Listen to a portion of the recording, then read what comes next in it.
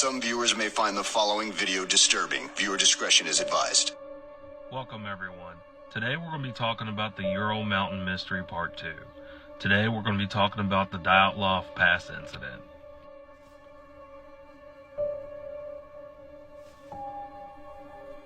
All we know after the incident, after Yuri Yudin would actually abandon the trip, can only be subject of discussion through speculation.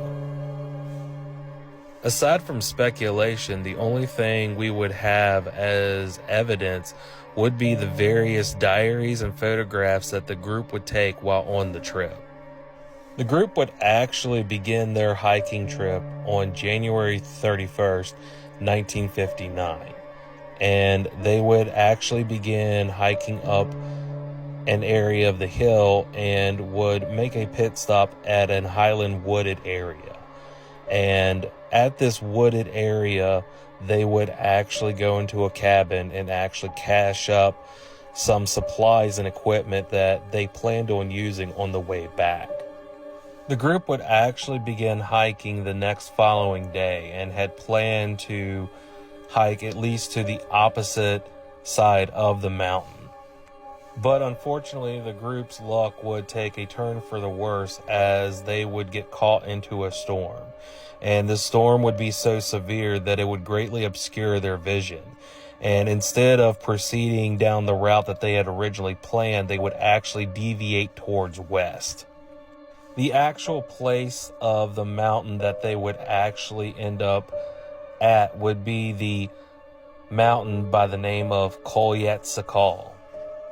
Local tribespeople of that particular mountain, known as the Manzi, would actually give this particular mountain that particular name. And in their tribal tongue, that name translates to the Mountain of the Dead, which also would just be a very ominous foreshadowing. The Manzi would also be a part of this story, or one of many conspiracy theories later on down the road. Now, once the group had realized their mistake, they would actually make camp on the slope of this mountain. But this would also be very peculiar as well, as about a mile down from the slope, there would actually be a wooded area of cedar trees that actually would give the hiking team probably more protection from the weather. But instead of making a way down to the wooded area, they would actually camp on a slope.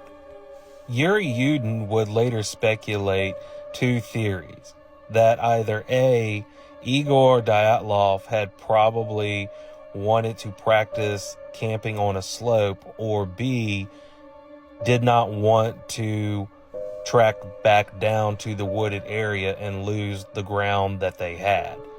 But either way, this would actually be a very unfortunate decision on Igor Dyatlov. And speaking of Yuri Yudin, he would actually be at the university patiently waiting for the telegram from Igor Dyatlov, and would wait a total of 16 days and would hear nothing. And by this time, not only Yuri Yudin, but family members of the group would start becoming increasingly worried, demanding to the Soviet Union police that something should be done. Unfortunately, a rescue team would not get assembled until February 26, and by that time, any hopes of finding the team alive was pretty much slim to none. Not only would they assemble not just the Soviet Union police, but also family members from the group, and also the military would be involved looking for the team. By the fifth day of searching, the team would actually find their first strand of luck, where they would find the tent that the group had actually used to camp on the slope, completely covered in snow. But this discovery would be quite odd, as for one, they would notice that there were tear marks on the side of the tent. The second thing that they would discover is all of the equipment and clothing of the team would be right around the tent, which would mean that the entire group had actually abandoned not just the tent, but their clothing and equipment. Once they would take the tent to a lady that was known for patching up the military's clothing, she would make quite an odd discovery, and she would notice that the tear marks on the tent were actually made from the inside of the tent, which would make the investigators realize that on the night of the storm, something or someone would scare the team so badly that not only would they take their knives out and cut holes in the side of the tent to get away, but they would completely abandon all of their clothes within the tent. And the investigators would actually find a discovery that would confirm this woman's theory, as by the tent they would find footprints in the snow. And most of these footprints would be either by bare feet with socks or light boots, meaning that the group most definitely had abandoned their clothes the night of the storm. The group would actually find their first body on February 27th, 1959, almost a full month after the team had went missing. There they would find the body of Yuri Kurvanchenko and also the body of Yuri Doroshenko. The two men would actually be near the wooded area of cedar trees that we had talked about before, about a mile from where the group had originally camped. It would seem where they were at, they two men would attempt to try to build a fire. And not only would they attempt to try to build a fire, they would also find burn marks on the men's hands and feet. The two men would also hardly be wearing any clothes.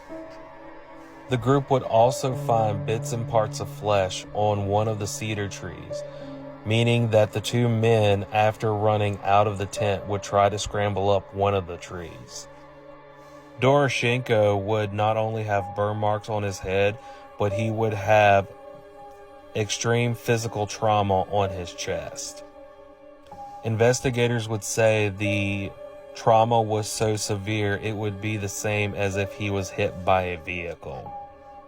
The investigators would also notice that Kurvanchenko would also try to bite off chunks of flesh from his knuckles. Their two bodies would be laying side by side, and investigators would learn that their bodies would be placed that way post-mortem.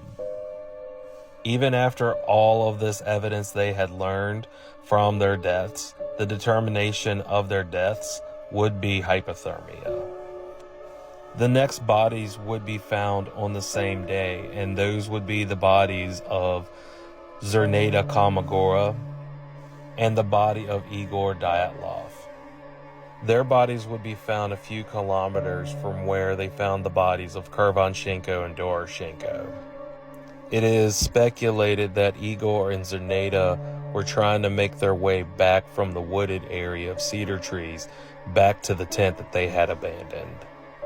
Igor would be found wearing pants and a few socks. They would also find bruising on his face and hands. Investigators would note that Igor's skin color was a purple reddish color and had multiple bruisings on his hands as if he got into a very violent fist fight. He would be laying down with his head facing the tent, possibly trying to make his way back. He would also be wearing a watch, and his watch would be stopped at 5:30 a.m. Zerneda would be the most clothed out of everyone in the group, and would be the closest one to the tent, about 1,000 feet from where the cedar trees from where the first two bodies were found. She would also have the same injuries as Igor and have multiple bruisings, and her skin would also be a purple reddish color. They would also find an extremely large bruise on her side, as if something had hit her very hard with a blunt object. The final verdict on the death of Igor Dyatlov and Zerneda Kamagora was also hypothermia.